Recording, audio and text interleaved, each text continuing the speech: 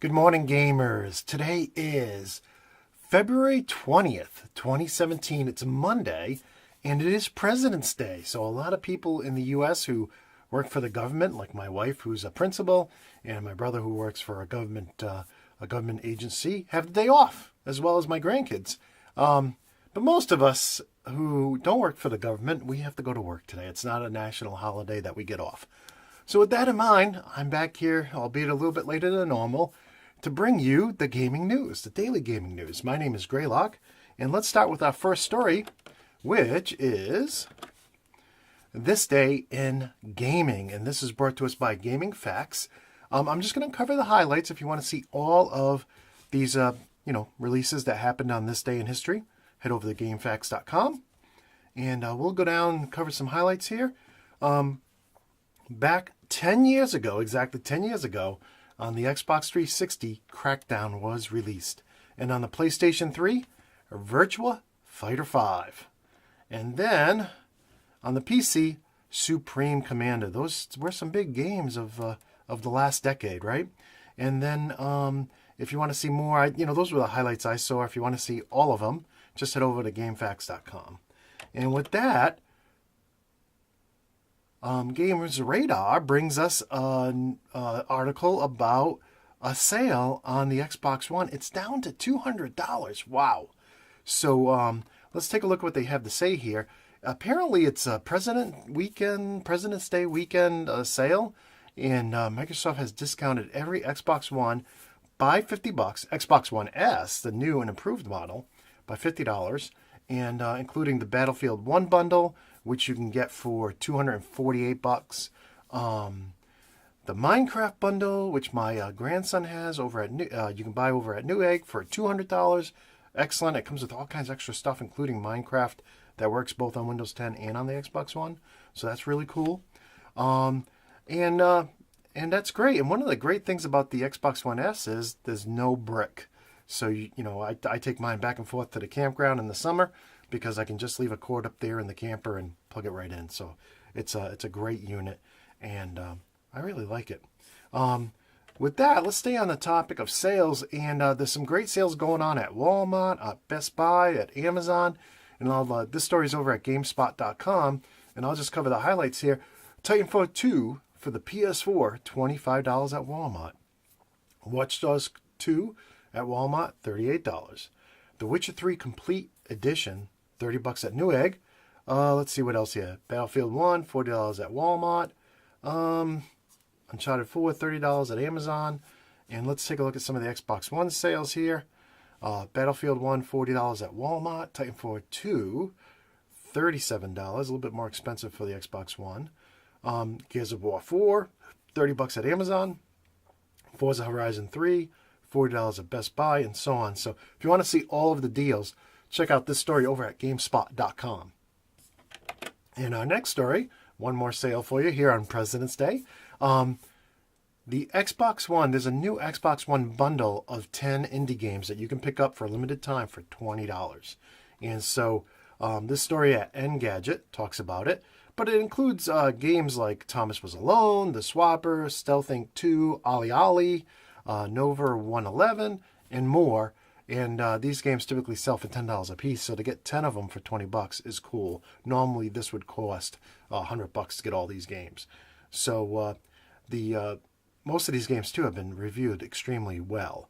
So if you're into indie games on the Xbox One, check that out.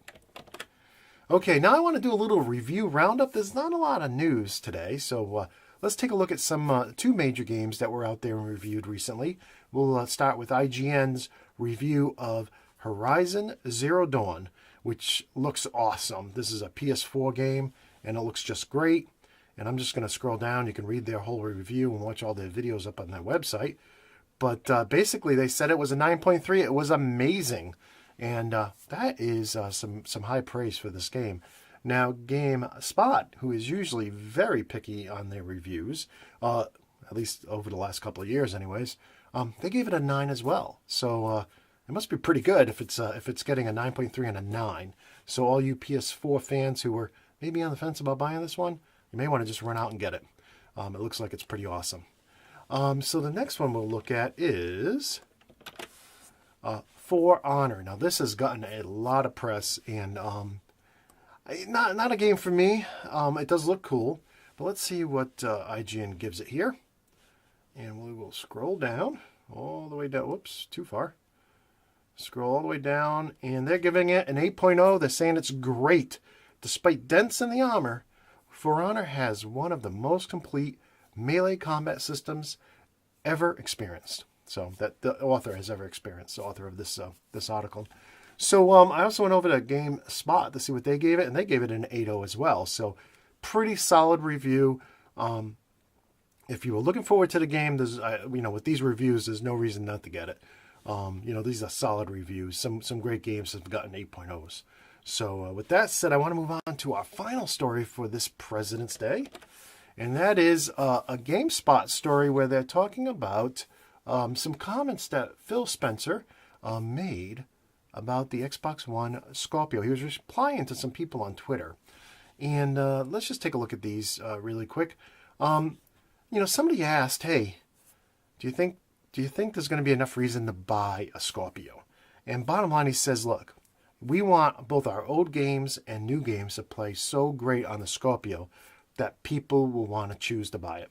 So that's good. And hopefully they'll have a lot of publisher support so the old games will just look phenomenal on the Scorpio. Especially like a Battlefield 1 or a Call of Duty Infinite Warfare or a Titanfall 2, some of these new games, as well as the previous editions in those series. Another comment here had to do with Black Ops 2 and how come that's not on backwards compatibility, and just the backwards compatibility in general. And Phil says that he is made aware, with his position, this makes sense. He's made aware of everything that's in the pipeline for backwards compatibility. All their games with gold have to be backwards compatible now. So, that's their desire anyways. So he kind of knows everything that's going on, where people are putting their efforts. But one of the things he kind of lends us some insight here is they have no control for the third-party publishers when they give permission to allow that content to become backwards compatible. That's totally up to the publisher as to whether or not they'll allow it to run on the Xbox One. And there's some licensing things in there that, in my personal opinion, shouldn't even exist. If the box supports backward compatibility, it should just work. It's a virtual 360. The game was published for the 360. It just should always work. But for some reason, probably lawyers or something got involved and make this difficult to move forward with. And I don't have any inside scoop on this, but this is what he's saying. So basically, he says it's up to the third-party publisher to tell us when they have the green light to do this. Now, keep in mind that when an old game goes backwards compatible, a lot of people run out and buy it again, either digitally or in the stores. So it's a good thing for third-party publishers to do that.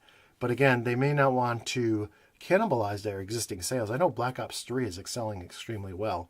And maybe they're worried that if they let Black Ops 2 become backwards compatible, that'll eat into their Black Ops 3 sales. So that's understandable. And with that, that's the end of our look at gaming news and events. If you like the show and you enjoy it, please like it, subscribe to it, and share it with your friends. And if you want to support the show and help us make it better, then why don't you go over to patreon.com/goodgame and check out what you would get for a $2 monthly pledge. That's like 10 cents a day. So with that, I want to thank the people who have already backed us. And right now we have 3 mega backers. They have backed not only this show, but multiple of our shows and sites. And that includes banditgamers.net will be on tonight. I'll be on the show tonight. Hopefully everything goes as planned. CAGNFL.com. They're in their 50th season right now. 50 seasons. Wow. They've been doing this for like 10 years. Great group of guys. And then friend of our shows and our sites, Lance Morgan, MU Jedi. Huge shout out to him for becoming a mega backer. So if you enjoy the show, consider backing us at patreon.com/goodgame. And with that, that's the end of the show. I hope you enjoy the day. If you have the day off, congratulations. If you have to work like me, we'll see you back here tomorrow and, just plow through the day, right? Hopefully a lot of people will be out and you won't have a lot of phone calls, a lot of stuff to do. But in any case, until tomorrow morning, peace.